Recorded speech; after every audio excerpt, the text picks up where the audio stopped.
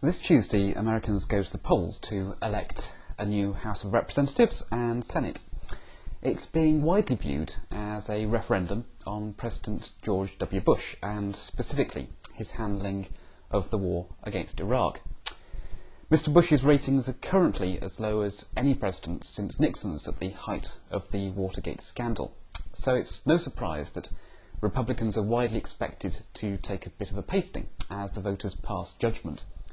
And yet few are prepared to predict with total confidence quite what will happen on the 7th of November. And there are two principal reasons for this. First, no one underestimates the Republicans.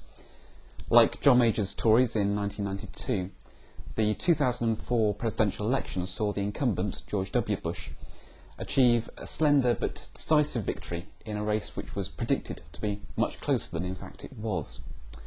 Karl Rove, the Republicans' election Svengali, is famed for his ability to motivate the party base with a get-out-the-vote strategy the Democrats can only dream of. Secondly, no one overestimates the Democrats. This isn't about the capacity to gaff their way to self-destruction. John Kerry's clangor is a mere sideshow. It's more to know what it is the Democrats actually stand for. Why do they want to win? Is it to promote the kind of free trade New Democrat values associated with Bill Clinton and now semi-espoused by New York Senator Hillary Clinton?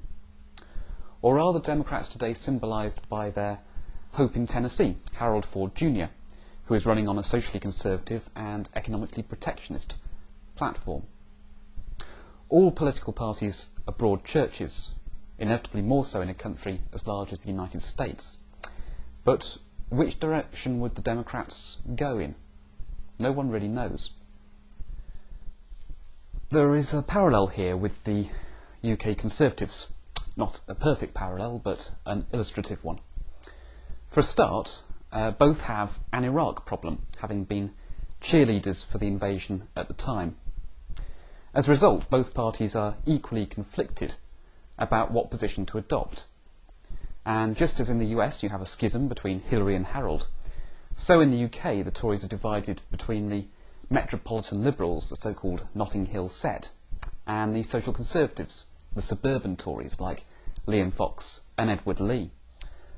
Both the Democrats and the Tories are struggling to paper over this crack, fill in this fissure. Each is reliant on a charismatic leader to rise above the fray. The Tories are desperate for David Cameron to be their guy. The Democrats are looking to their bright new hope, Illinois Senator Barack Obama. What is harder to discern is what either party would want to achieve in power, apart, that is, from beating the other side.